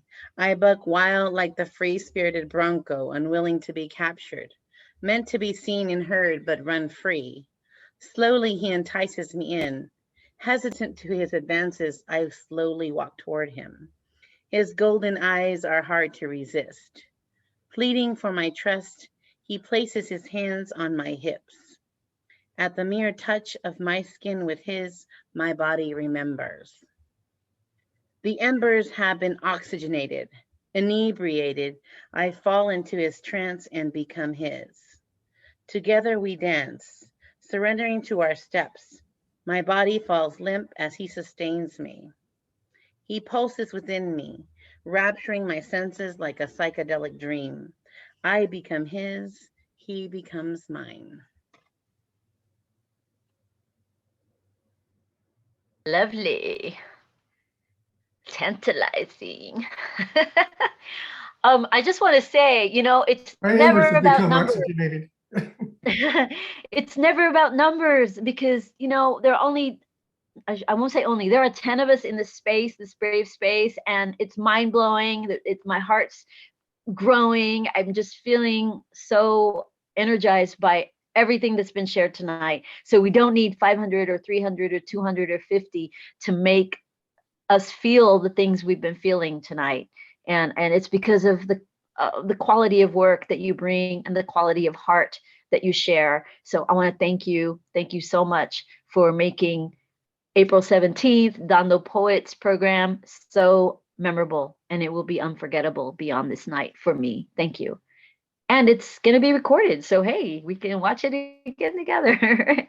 Who else can see it? Who wants to close us up with another spoken word piece, possibly? Speak now. Brian, Kiddis, you have another? Well, yeah, maybe just bring it a little bit lighter. This is something that I kind of envision as a little song, but I don't have a melody for it. Jesus, don't Lazarus me. When my time comes to lie down, my unfinished work snaps off. When I finally get my final pass and cough my final cough, there's one last fear I fear of. I hope it won't come true. Some messianic madman makes me come back for round 2. So please, my good Lord Jesus, don't go and Lazarus me. Let this old dog sleeping lie into eternity. I've had my fun, my troubles too. It will be just as well. When my ticket's up, respectfully, let me bid a fond farewell. I was once known as a rounder, a gadabout of sorts. But when the final whistle blows, I'll have had my fill of sports. So please, my good Lord Jesus, don't go and Lazarus me. Let this old dog sleeping lie into eternity. I might still have some debts out there and some folks I should forgive. But hell, y'all, who's counting? Can't we just live and let live? And in my time of dying, I'll release all debts both ways. Who's gonna come collecting from a dead stiff anyways? So please, my good Lord Jesus, don't go and Lazarus me. Let this old dog sleeping lie into eternity. Yay. Yeehaw.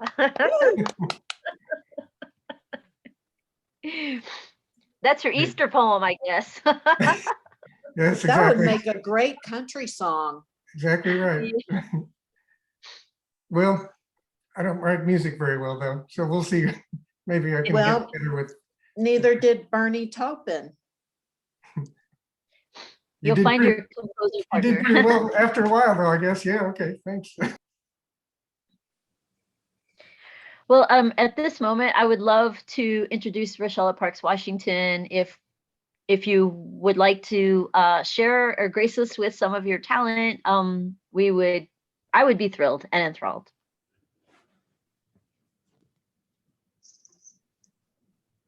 Okay. I don't know how this gonna sound over Zoom.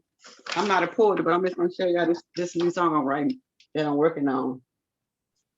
It's called My Friends, and the lyrics are saying, all alone, all alone. And it says, my friend left me all alone. What am I to do? I guess I go on, all alone. My friends left me alone.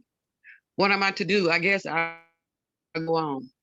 You came for a season. You came for a reason. I know this is the path that we all must take, but it doesn't stop the pain. All alone. My strength left me. Now I'm weak. What am I to do? I guess I go on. You came for a season. You came for a reason. I know this is the path we all must take, but it doesn't stop the pain. I'll see you again. And I just put some music to it a little bit earlier, so I don't know how it's gonna sound. If it's too loud, wave your hand. Okay.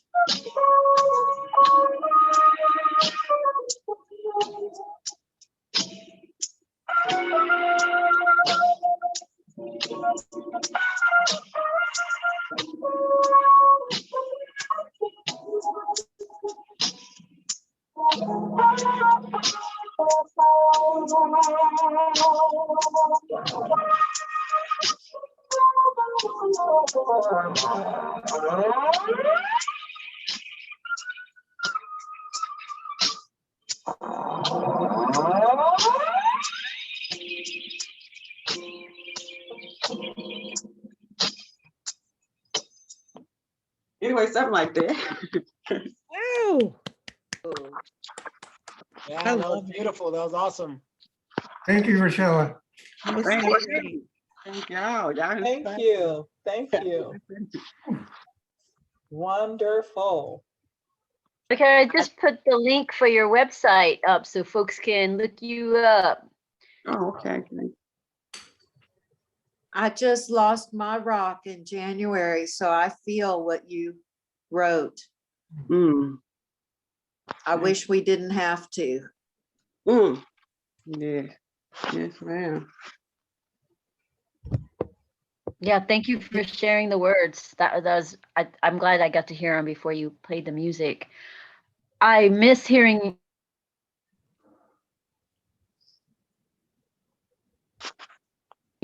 live music so much. Rachel, when are you going to be doing anything live anytime soon in a safe way somewhere? No, probably not. I'm working on this project, but I did one thing. It's online. I did something for the library last year, and it's a concert, and it was nobody there. It was pre-recorded, but because of my pre-existing condition, so it'll be a while. I'm actually gonna have wrist surgery Tuesday, so Oh, it'll be about good luck with that. Oh Hope it yeah, goes so well. oh yeah, it's gonna be okay. So this is a time for me to. I'm glad I got on tonight because it was very inspirational. So music and poetry is all it's all together. We are glad too. We are here to serve each other. I mean, we got words. We're serving words, serving love. Thank you so much. Thank you for sending the invite. Hey, Tammy, Of may course, yes. I make a suggestion or something for you to think about? I just recently saw that little video that Clifford Jackson put together, or Talkeye put together, and a beautiful big part of that video Remembrance of the Jazz Tour was Rochella's performance in the Scat Lounge. So if you would put a link to that in our chat, all these people could see and hear a little bit more of Rochella, which is a beautiful performance. It was wonderful. Yes, please. I really enjoyed that. That was beautiful. Thank you. I enjoyed you all also. Well, let me do one more thing. Let me just share that. I can share the video real quick.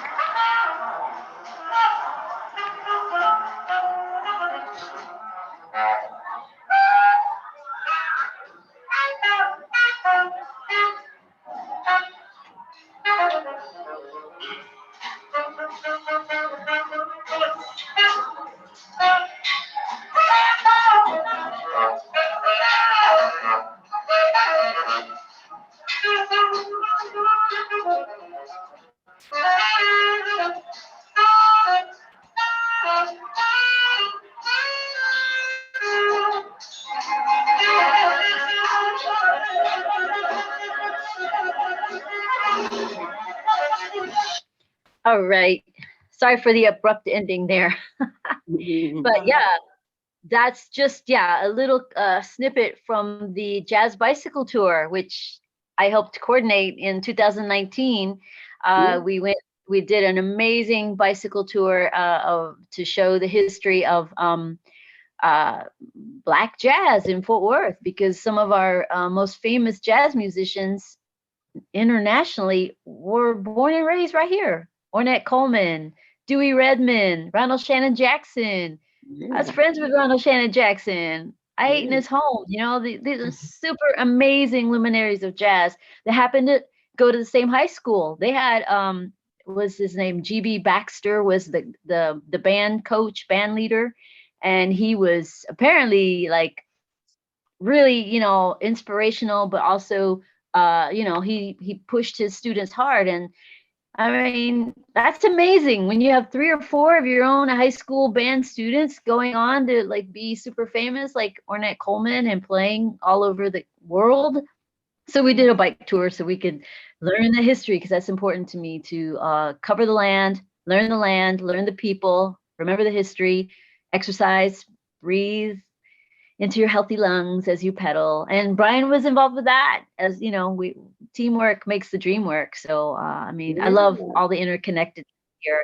I sure wish the Rio Grande Valley was closer bicycling distance so I could see the two of you poets, you know, in a way I can, because it's y'all are like 11 hours away, so I far. need to learn how to ride a bike. I was just telling Anthony the other day, I need to learn how to ride a bike. Maybe one of those days I can put on one of those bikes. Please do. Your body will thank you. It's just That's so my freeing. goal.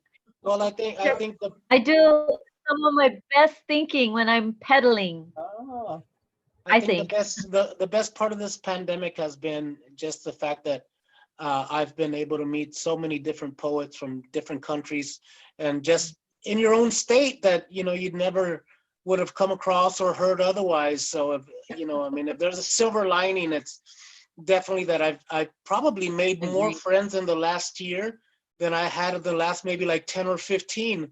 You know, and these are people that now we speak to on a regular basis, and looking forward to planning trips to all hang out together and stuff like that. So I really just appreciate the universe finding a way to push us all together, you know, even when the going got tough, as they say. Yeah, it got very tough. A quick survey question. Once we move past the need to always be indoors, or, you know, separated, isolated at home, do poetry readings online seem like a thing that could continue into the future? Just asking for a friend. I would love that.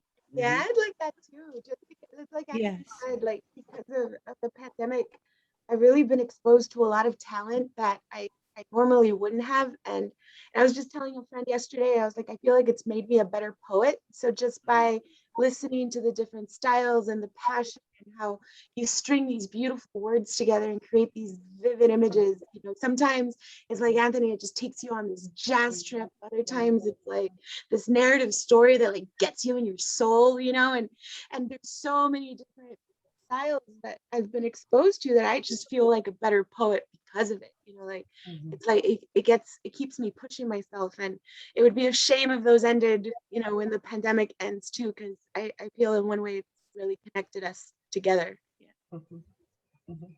Yeah, I can't move my body to, you know, New Mexico and New Orleans and, you know, Dallas and the Rio Grande Valley, but I can be here and hear you, and that's very meaningful to me. And I love that Priscilla Rice introduced me to you and Anthony Atenea, and like it's like it, you know, I love expanding the horizons the way that you know, meeting new folks does for me.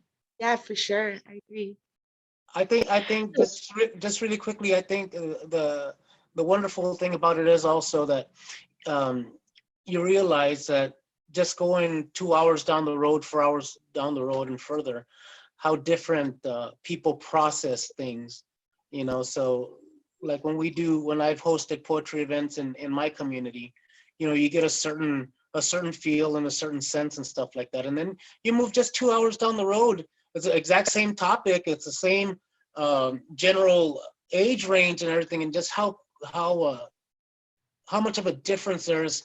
We're all the same culture, but we're not, you know. I mean, every hour the culture changes a little bit, and I think that's been the biggest gift for me, is just meeting you guys and just, you know, just kind of picking your brain in a sense by being quiet and listening to what you guys are saying. Because as a poet, you know, you're a people watcher, and in this aspect, you're just taking all those sound bites in and just it's just a beautiful creation that you guys got here. Feel free to share. Thank you, Anthony. Totally agree. I'm so glad that's recorded so I can hear that again. That's really nice synopsis of why we keep gathering. Yeah, feel free to share your websites or how people can reach you if they want more information about Thank You, Darling Foundation or getting involved with, well, the lynching tour. I put a link to that, dnaworks.org /4th LT. You can get more information about the folks who are hosting the lynching tour, or you could drop a question to Brian right here. Rita Vigil is a host of a podcast, and you know, I know you're seeming to build confidence with that. I don't know how many episodes you've done, but Rita, if you want to just say a little bit about your podcast, go for it. I have a podcast about mental health. It's just like my journey. I'm a graduate student therapist, so I talk a lot about that. I talk about mental health issues. I like to incorporate poetry in it. I don't, well, here and there. I haven't done it very frequently, but I also talk about hiking because that's a passion that I have. I update my podcast like once a month, because that's all I have time for right now. I have an episode coming out. I don't remember how many episodes I have. I started it in the middle of the pandemic in July. So July, August, September, November, December, January, February, March, April, May, April. So I have about maybe 8 episodes up there because I know I missed a month. So check it out if you're interested. You can Could you find put it. the link in the chat for us? Sure. Let me Thank you. pull it up. Yeah, I also have an Instagram account that goes with it. I have to get going, everyone, but I just wanted to say, yeah, well, I put it on the chat. But thank you so much. It's beautiful words, always inspired. I wrote some stuff while I was listening to you guys. So thank you for sharing this space. And have a great weekend. We enjoyed your work. I Great. enjoyed your work so Thank much. you. Thank you. Thank Thanks you. for your joy and your energy. Thank you for letting me share that, Tammy. The backpacking introvert. There we go. Thank you. Yeah, you know, whatever anybody wants to promote or share with one another, I totally support that. Oh, Jeffrey, the course that you're taking, if you have a minute to type that info, that would be great.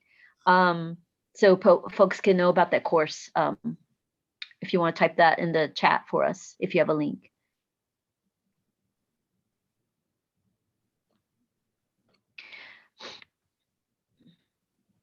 And yeah, I guess we can call it a night. And in my heart, I have dedicated this episode, this program, to the memory of a really beloved poet and art maker, craft maker, gardener, mother, father, wife, sister, daughter, Misty Amber Moore, who passed away from a very rare cancer. She just passed away about a week ago. And she was quite young. And of course, any life that passes to the hands of cancer is a life that, I mean, we need more cancer research. Can we make that happen? We have a vaccine for COVID-19 in less than a year. Can we get something to move us away from cancer in our bodies? So she was very young and has very young children and a husband. And it's just such a loss for our community and for the world. Anyway, in my heart, I've dedicated this episode to her memory. And there's a fundraiser happening to help provide funds for, medical expenses, etc. So if you want to take a look at that, no pressure, but a bit of her story is in there. Thanks so much for your patience and love and all the good things. Carolyn, so great to see you after so many months. Congratulations on the grant. Keep us posted. We're here every month. Next month will be the 4th Saturday that we meet. And I already have invited a featured performer, and she's Alejandra Perez Gomez, based in Dallas, no relation. And she will be our featured poet because she has a new book that she'll be promoting and sharing from. So we'll be going back to the usual format. And we always welcome new voices, new faces. Thank you. Thank you, Tammy. To borrow a phrase from Carolyn's Thank you, Tammy. organization. Thank you, everyone. To borrow Bye. Carolyn's, Thank you, Tammy. thank you, darling. Thank you, darling. Thank you, darling. Night, John Thank you, Boy. Tammy. Bye, all. Nice